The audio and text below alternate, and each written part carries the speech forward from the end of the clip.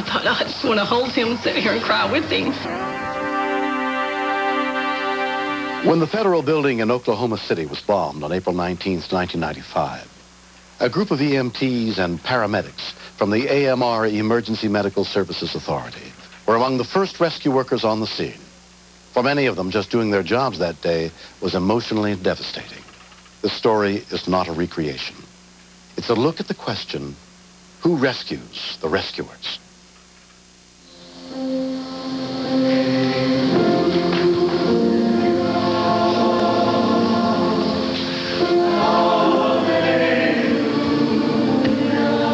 week ago, I stood downtown and watched you all create your own form of miracle.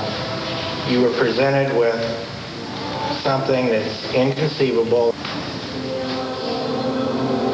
There are images that all of us carry with us of this tragedy that have been burned into our conscious and our unconscious minds.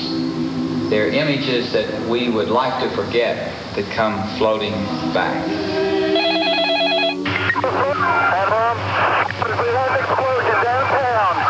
We've had an explosion. We need help. Adam 24 is en route. 48's en route. 48's en route. This is M, sir. Yeah, we need an ambulance. Is this at the explosion? Yeah. Yes, ma'am. We're on the way. My partner and I were somewhere about 4th or 5th unit called to the scene. The whole front of the federal building is gone, all floors to the roof. You have numerous high-rise buildings involved in this. You need to set up command by division. We're going to have numerous calls for EMS. He didn't know where to begin. People running up to the ambulance, beating on the hood. Everybody's covered with blood. I've got 3 patients that are in critical condition. I need some ambulances here. I got some critically hurt people. We have all the squads in town responding downtown. I just remember bandaging people. I turned around, there was always someone there. Damn it! You got 3 people holding back the stage. Did you need them to do anything? Our first patient had a perforated esophagus. Was breathing through the side of her neck.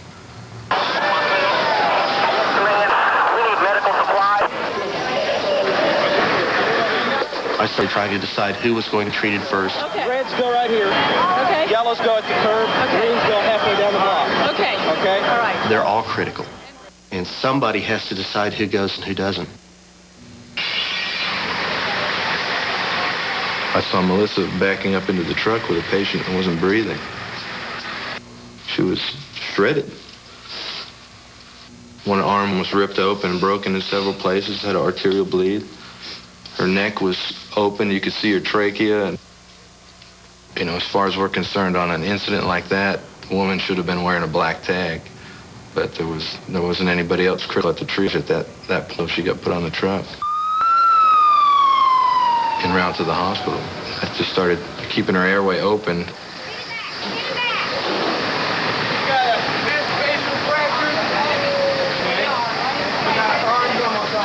We just absolutely knew that the injuries that she sustained were incompatible.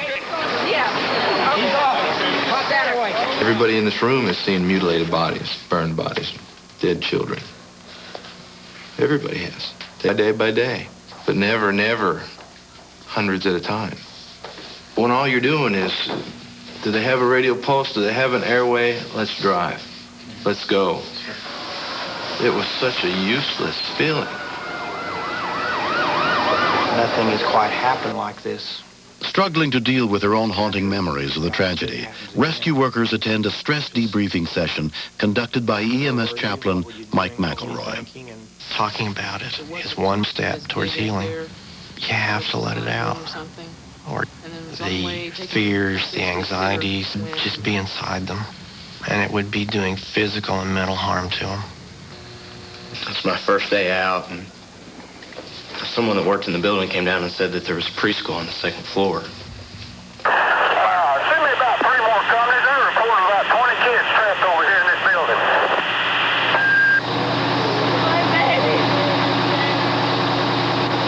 They started handing up kids to us, and the kids were in such bad shape. They burnt bad and they had no hair left. That photo that everybody's seen of the firefighter holding the baby, 15 seconds later, that baby was handed to me. And the hardest thing I ever did was not being able to do anything for her. Didn't you get the 2 kids? Well, we're just pulling out down here. Policeman brought out a kid, and it just looked so lifeless. And I just threw up my arms. I said, if he's dead, I'm sorry, sir. I can't do nothing. I can't touch him. I'm sorry. And about that time, the little boy cried. And it just broke my heart that I was that selfish. Did anybody see him? What's that? Where? There he is, there he is. I heard someone yell, "I've got a child here." YMCA, I guess. He said he's from the YMCA daycare down the street. The first thing that popped into my mind was, my God, I just took my kids out of that daycare. Or one of my little girl had been going there, and I thought this could be my babies. Can you tell me your name? Can you tell me your name?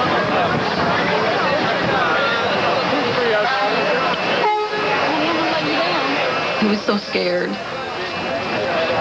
I tried to lay him down on the backboard.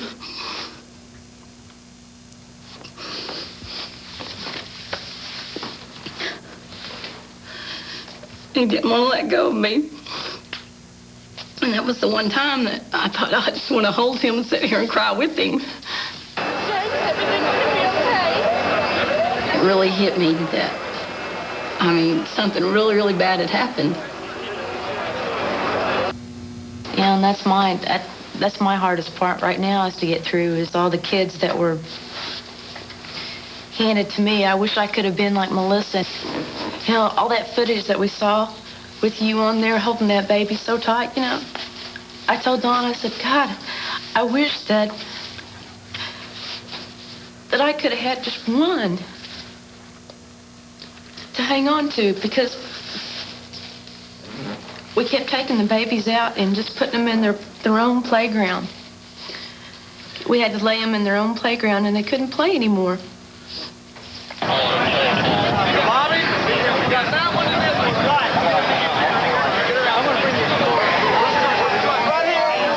We took a breath. We said, okay, there's no more patients right now.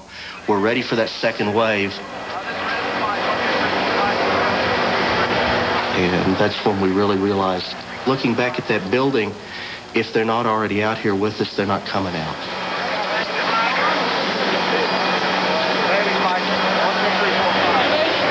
The police officer who was standing at the corner said that he needed a medic to come in for a patient that they found that was trapped but still alive.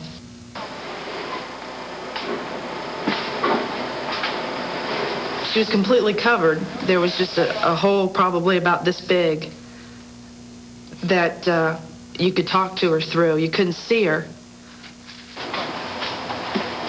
You could hear the building make noise and creak, and you could hear the little rocks falling down.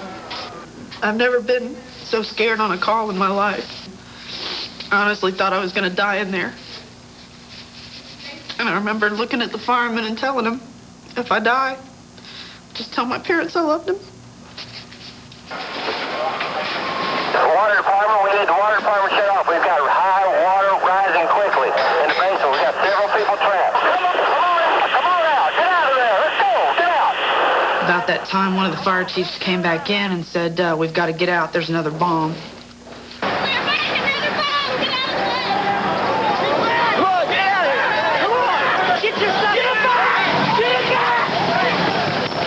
I'll never forget her screaming at us, telling us not to leave her. Get him back! But we had to get out. 7,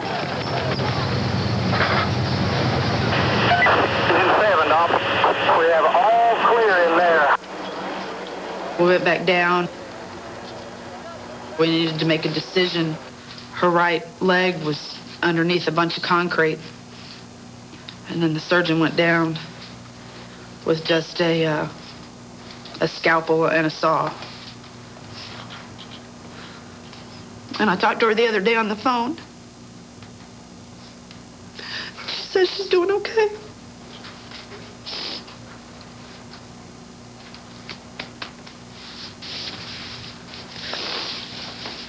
I felt so emptied at the end of the day. But I tell you what, you know, I learned that woman that Melissa put on the truck that wasn't breathing, she had made it. Roya Sims, the woman paramedic Bill Lindsay rushed to the hospital, had been working in a nearby building when the bomb exploded. 10 days have passed, and she is expected to recover. We tried to encourage people to find a patient and go visit them, to come just to some kind of peace about it. Waking up a little bit. For me, it wasn't a really big problem, and I really thought I had a handle on it. But when I saw the picture of her and her husband, I erupted in tears. That was all I could do. That was all I could do. This beautiful woman, 27 years old, and she's alive. Roya's father and her husband, Buddy Sims, have rarely left the hospital. You'll never, ever know how much you appreciate it. It was great. I just can't believe she pulled through this. It's tough. She's always been stubborn, though, so she can be stubborn all she wants from now on. You know I love you, don't you? Without everyone's help, she wouldn't be here with us.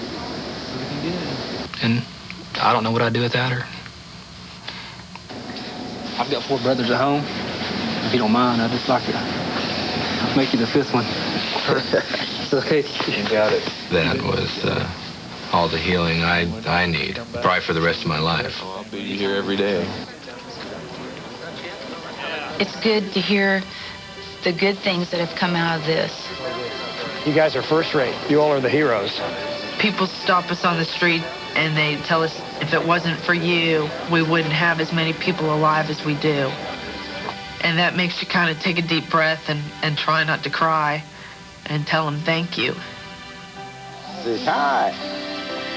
You're hot. That day in Oklahoma City, the paramedics rose to another level. And for everyone that you saw on film, there's 10 more. I did make a difference. We did make a difference. The whole team in place saved lives. Everybody did the job. Everybody. So glad you guys are okay.